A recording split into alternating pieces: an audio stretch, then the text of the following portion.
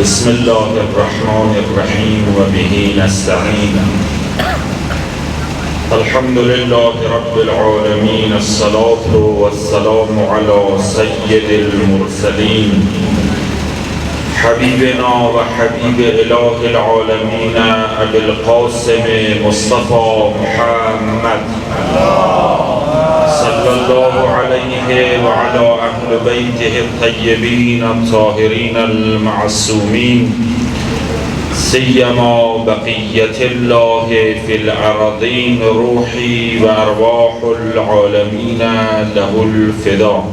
ما در یک دنیای زندگی میکنیم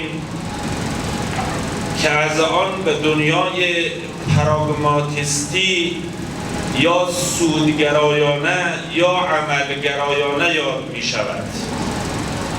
فرهنگ حاکم بر جهان اینه که چرا ما این کار را می کنیم، که اگر کردیم چه فایده‌ای برای ما داره، چه نفعی برای من داره.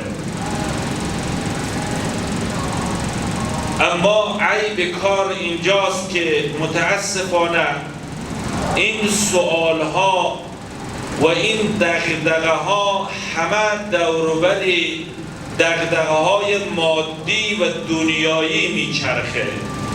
عیب کار اینجاست.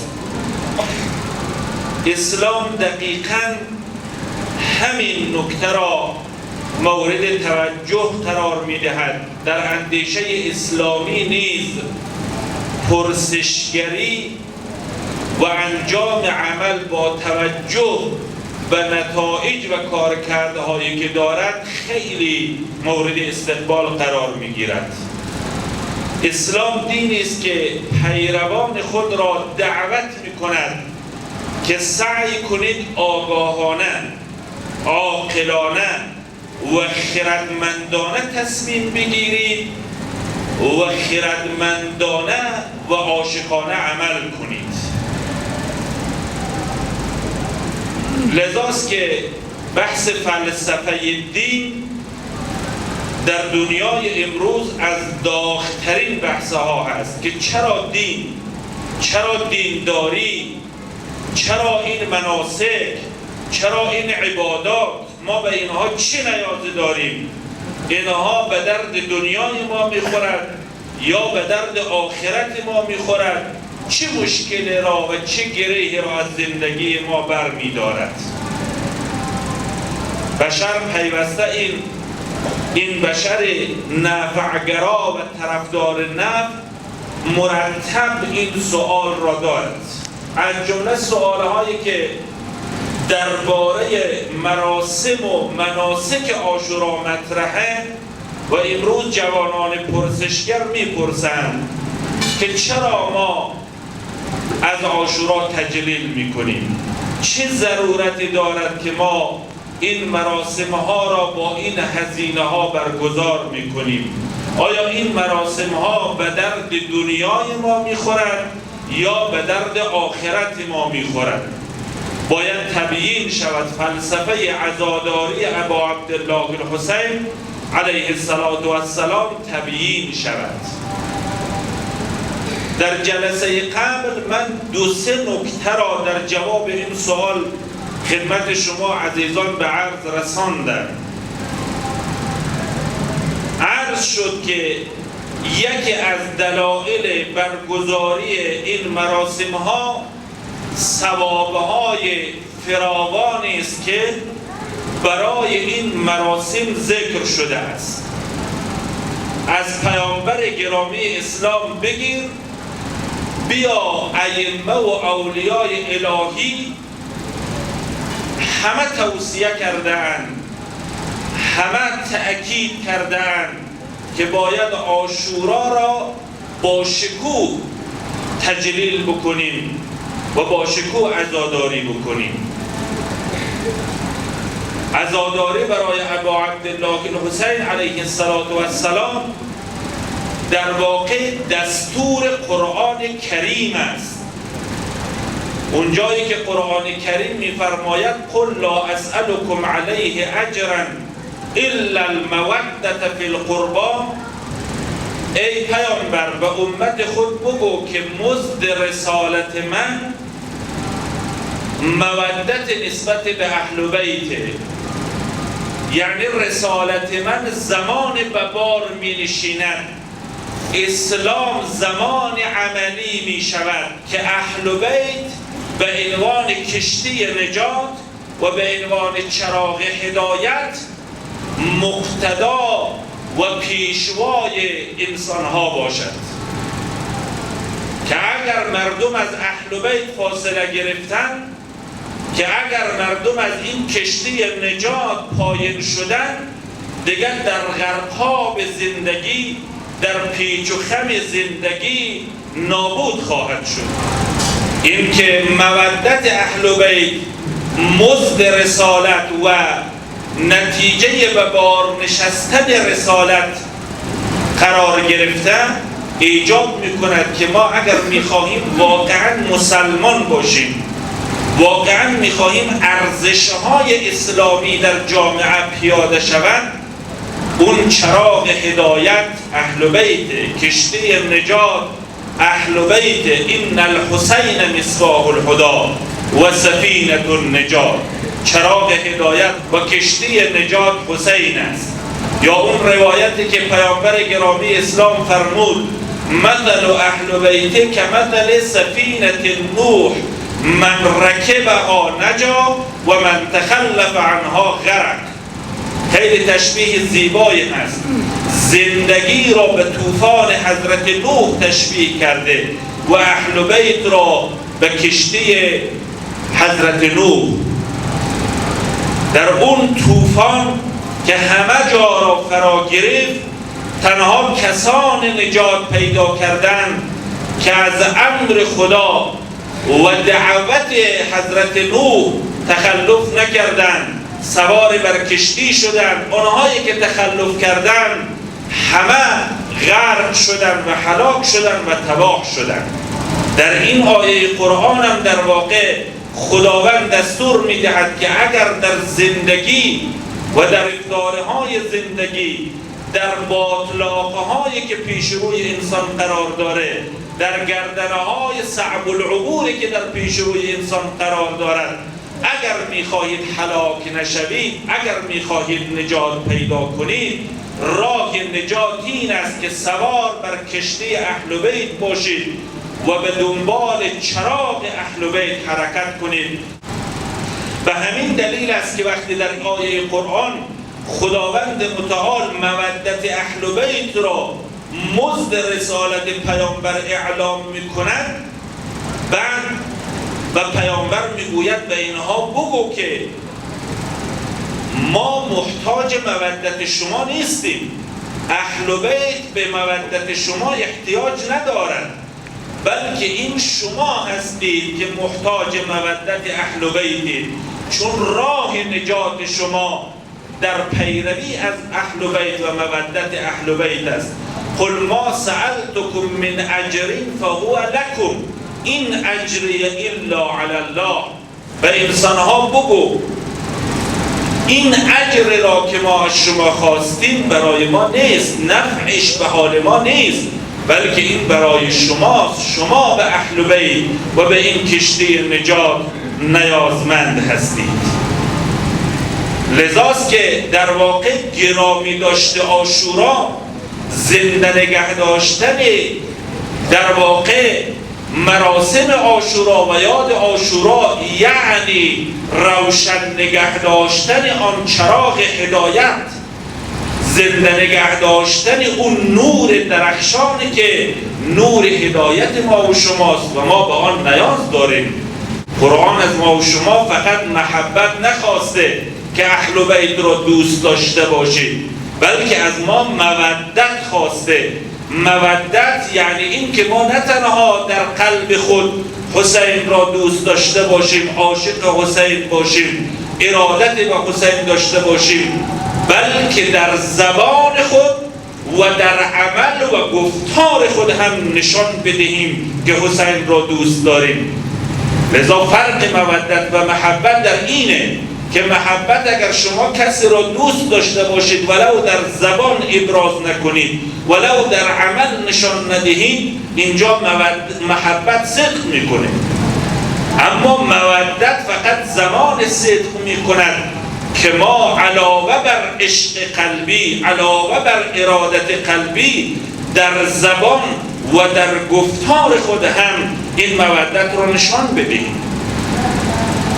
و همین دلیل است که نشانه پیرو اهل بیت در اون روایت از امام صادق علیه السلام که پیامبر گرامی اسلام هم از آن حضرت هم نقل شده است که فرمود شیعتنا خلقوا من فاضل تینتنا یحزنون لحزننا و یفرحون لفرحنا. شیعیان از اون تینت ما، از اون سرشت ما، از اون نور ما خلق شده است.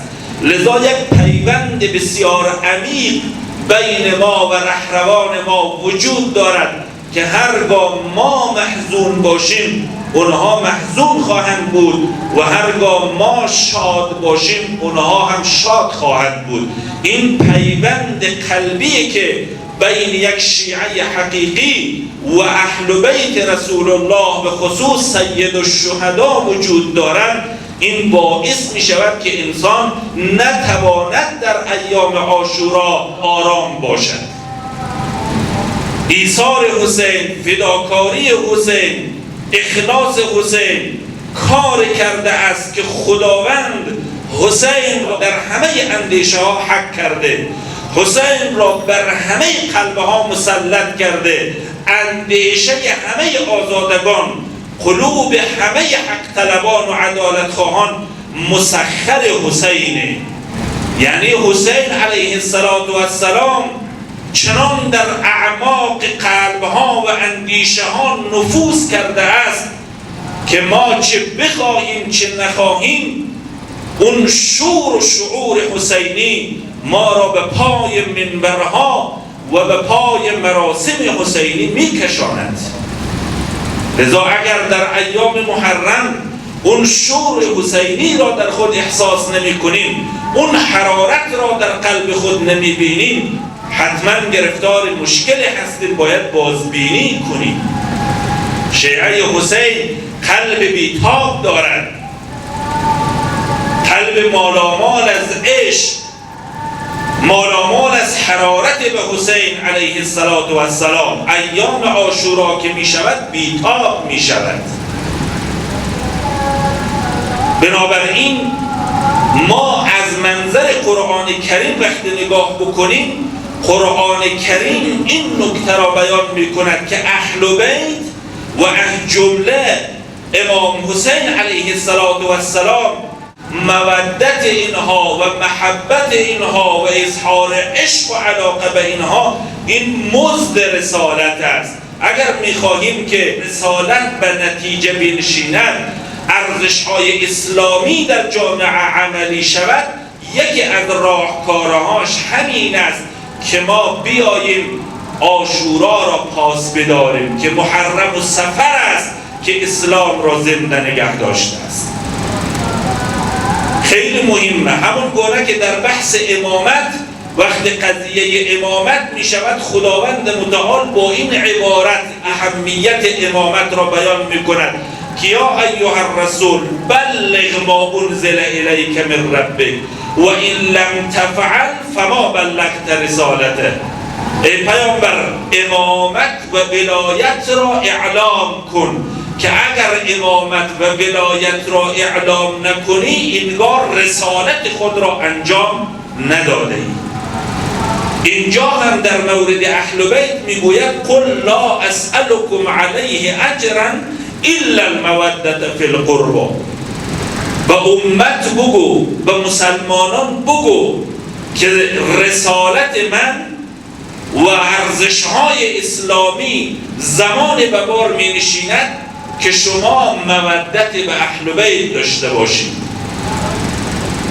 به همین دلیل هم هست که پیامبر به امام حسین علیه السلام می‌فرماید حسین منی و انا من حسین.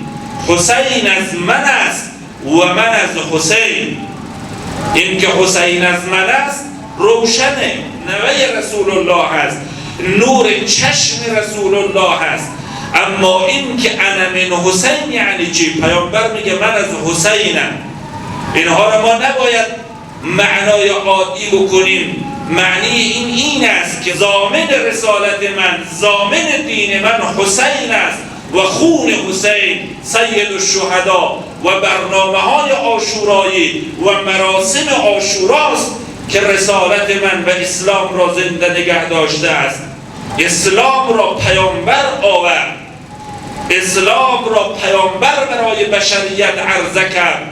اما اون چیزی که اسلام را از مرگ نجات داد، اون چیزی که اسلام را برای همیشه نهادی نکرد، اون چیزی که با خون خود اسلام را آبیاری کرد، توی امام حسین علیه السلام و قیام امام حسین علیه السلام بود. لذا تنها یک فاتحه عادی نیست سوگواری ابا عبدالله الحسین علیه السلام، تنها یک تجلیل ساده و عادی نیست، بلکه مسئله اسلام و نهاده نکردن ارزش‌های اسلام در بینه. این یک نکته. نکته دیگری که باید به آن توجه بکنیم این است که امام حسین علیه السلام آمد مکتب را تأسیس کرد که تمام ارزش‌های اسلامی و تمام ارزش‌های انسانی به زیباترین نحو ممکن این مکتب به صورت عینی و زنده به بشریت آموخت، برای بشریت تدریس کرد. بشریت تا زمانی که فطرت سالم داشته باشد، بشریت تا زمانی که دغدغه آزادی را داشته باشد، دغدغه جوانمردی را داشته باشد، دغدغه عدالت خواهی را داشته باشد، دغدغه صبر و استقامت را داشته باشد، دغدغه ارزش‌های اخلاقی را داشته باشد، هر انسان محتاج حسین و محتاج مکتب حسین علیه السلام هست. لذا این که ما مراسم عاشورا را برگزار میکنیم، این همه تأکید شده که این مراسم را زنده نگه دارید، که حیات اسلام در زنده نگه داشتن این مراسم است. برای این است که در ایام سوگواری در واقع حسین علیه السلام و یارانش و عاشوراییان می آید به بشریت انسانی زیستن، اسلامی زیستن و اخلاقی زیستن را می آموزد. در این ایام بشر به پای درس‌های حسین ابن علی علیه السلام می نشیند. از این جهت است که ما و شما وقتی می آییم وارد مراسم امام حسین علیه السلام می شویم، وارد مسجد حسینیه می شویم، باید این احساس در وجود ما و شما باشد که ما وارد کلاس درس حسین شده ایم. ما آماده ایم تا ارزش‌های انسانی و اسلامی را از این مکتب یاد بگیریم. چطور یک دانشجو وقتی می‌خواهد وارد دانشگاه بشود از ساعتها قبل آمادگی می‌گیرد، دفتر خود را، کیف خود را، قلم خود را، وسایل خود را می‌گیرد و می‌رود در دانشگاه 1 ساعت، 2 ساعت، 3 ساعت اونجا یادداشت می‌کند و در واقع با تمام توجه به استاد گوش می‌دهد که استاد چی می‌گوید. ما وقتی در مجلس امام حسین علیه السلام می‌آییم در واقع باید احساس اون دانشجو را داشته باشیم، حالت اون دانشجو را داشته باشیم. اول خدا را شاکر باشیم. چطور یک دانشجو خوشحال می شود، شاداب می شود، افتخار می کند که من در این دانشگاه پذیرفته شدم، با خوشحالی و با افتخار می رود در کلاس درس دانشگاه درس می آموزد و افتخار می کند. ما باید خدا را شاکر باشیم و سپاسگزار باشیم که خدا به ما این لیاقت را داده است که ما در دانشگاه امام حسین علیه السلام و در کلاس درس امام حسین علیه السلام پذیرش شده ایم و دانشسرای امام حسین علیه السلام هستیم و به شکرانه این نعمت ما باید در ایام عاشورا تمام هوش و حواس ما این باشد که خود را در ترازوی عاشورا وزن کنیم، خود را در آینه عاشورا ببینیم که چهره ما در این آینه آیا عاشوراییه؟ آیا ما حسینی هستیم یا نعوذ بالله کوفی و شامی و یزیدی هستیم؟ لذا این که برخی از جوانان میپرسند چه نیازی هست برای عزاداری، چه نیازی هست برای این مراسم، ما از این جوانان سوال میکنیم که آیا شما برایتان کرامت انسانی مهم است یا نیست؟ آیا برایتان عزت مهم است یا نیست؟ آیا شما دغدغه جوانمردی را دارید یا ندارید؟ آیا آزادگی و آزادی برای شما ارزش دارد یا ندارد؟ آیا حق طلبی و عدالت خواهی برای شما مهم است یا نیست؟ اگر مهمه این درس ها را از کدام دانشگاه، در کدام کلاس درس و پیش کدام استاد اینها را یاد بگیریم؟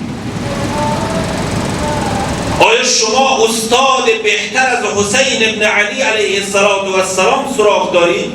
اگر سراغ دارید بفرمایید که ما به آن اقتدا بکنیم، ما بریم زیر درس آن بنشینیم، از آن مکتب بیاموزیم.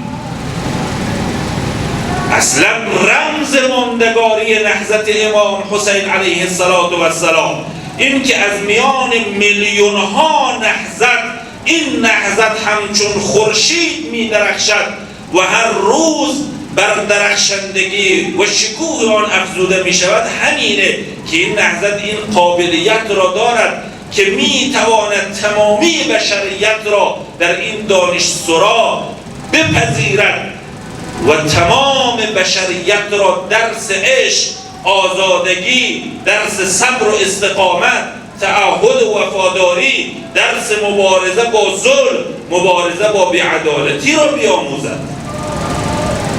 فرق نمی کند بشر در چه زمانی زندگی می کند، حالا در 1400 سال قبل یا 1400 سال بعد یا شرایط فعلی، بشر یک سری ارزش ها در فطرت او و در طینت او عجین شده و همیشه این دغدغه ها را دارد. تا انسان انسانه، تا انسان فطرت انسانی داره، این انسان دغدغه آزادگی داره، این انسان دغدغه عدالت خواهی داره، این انسان دغدغه جوانمردی داره، این انسان دغدغه حق طلبی داره. مسئله یک روز و دو روز، زمان و مکان خاص نیست که.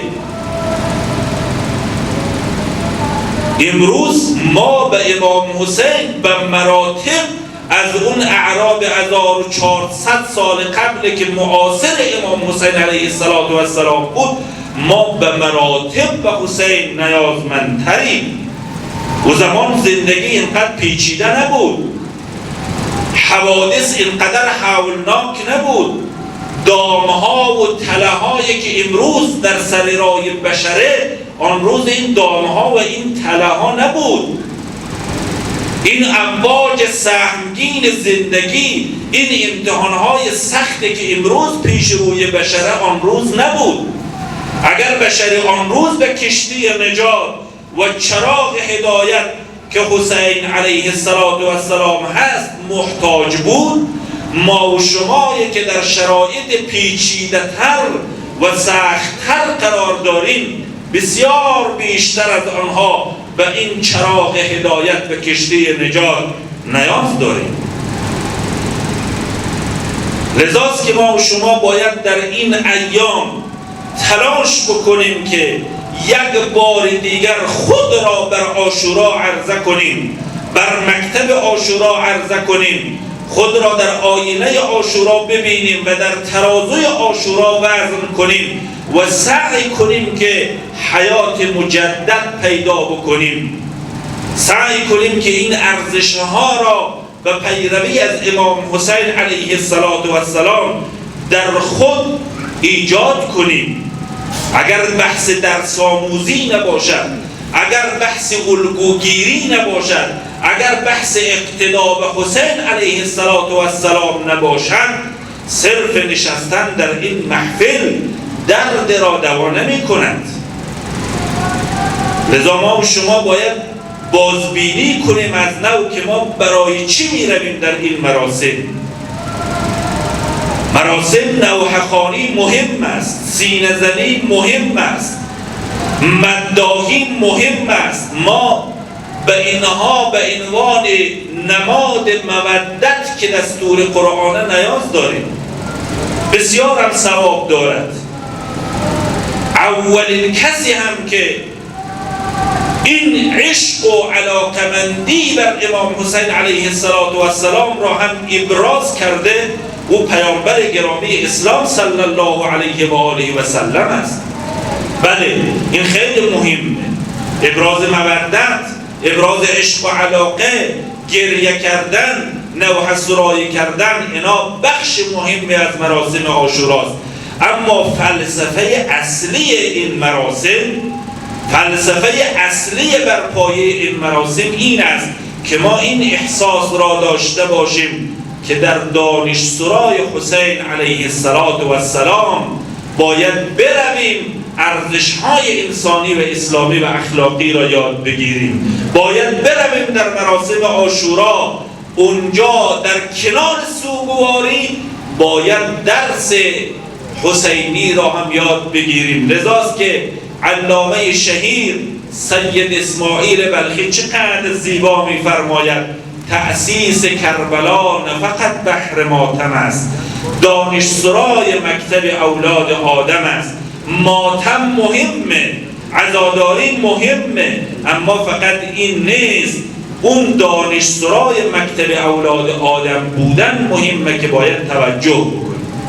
از همین جهت است که من در این دهه‌ای که در خدمت شما عزیزان هستم به قدر توان خود تلاش میکنم که هم خودم و هم شما عزیزان به پای درس‌های انسانساز و نجات بخش و سعادت آفرین عاشورای حسینی بنشینیم. و پای درس حسین ابن علی، و پای درس علی اکبر، و پای درس حضرت عباس، و پای درس‌های حضرت زینب، و پای درس‌های قاسم، و پای درس‌های کسانی که اینها نماد و سرآمد عشقند، نماد و سرآمد مردانگی و جوانمردی، نماد و سرآمد همه ارزش‌های انسانی هستند.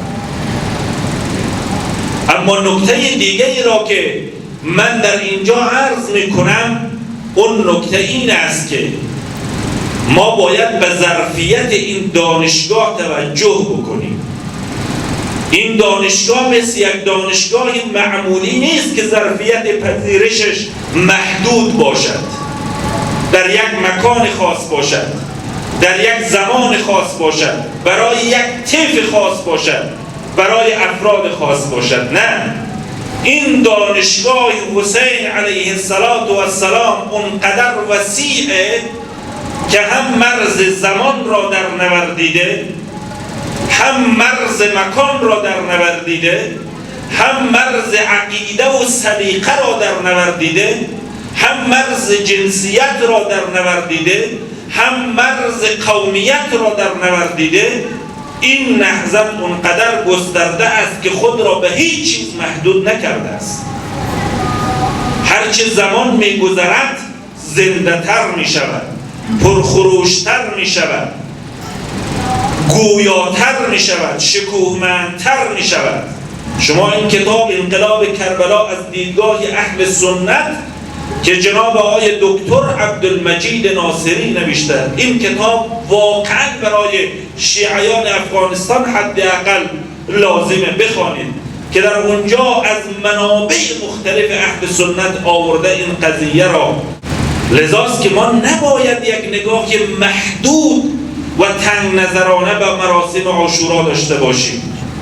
اما آنچه به ما دستور دادن کونوا لنا زینا ولا تکونوا علینا شینا، ای شیعیان من کار بکنید که مایه افتخار اهل بیت باشید، کار بکنید که رفتارتان گفتارتان باعث سربلندی مکتب اهل بیت و افتخار مکتب اهل بیت باشد. نکند که نام خود را شیعه بنامید، خود را حسینی قلمداد بکنید، اما رفتار بکنید، گفتاری داشته باشید که غیر انسانی باشد، در شأن اهل بیت نباشد. کونوا دعاة الناس بغیر السنتکم. در این ایام ما نه تنها با زبان بلکه با عمل، با رفتار، با موضع گیری ها باید تلاش بکنیم که ارزش های ابا عبدالله الحسین علیه السلام را اول خود ما یاد بگیریم، در وجود خود پیاده بکنیم و بعد به قدر توان برای کل بشریت عرضه بکنیم. بنابراین انشاءالله ما در طول این دهه سعی میکنیم با درس‌های عاشورا در خدمت شما عزیزان باشیم و در جلسه بعدی انشاءالله یکی از بزرگترین درس‌های عاشورا را که درس عبودیت خدا و آزادگی باشد برای شما با استفاده از بیانات امام حسین علیه السلام بیان خواهیم کرد. همه با هم به احترام ابا عبدالله الحسین علیه السلام آن حضرت را از راه دور زیارت میکنیم و با قلب پر از حرارت و مالامال از عشق به ساحت مقدس آن امام همام عرض سلام و ادب میکنیم. السلام علیک یا ابا عبدالله و علی الارواح التي حلت بفنائك علیک منی سلام الله ابدا ما بقيت وبقي الليل والنهار ولا جعله الله آخر العهد مني لزيارتكم. السلام على الحسين وعلى علي بن الحسين وعلى أولاد الحسين وعلى أصحاب الحسين عليه السلام. ولا حول ولا قوة إلا بالله العلي العظيم. صلوات الله.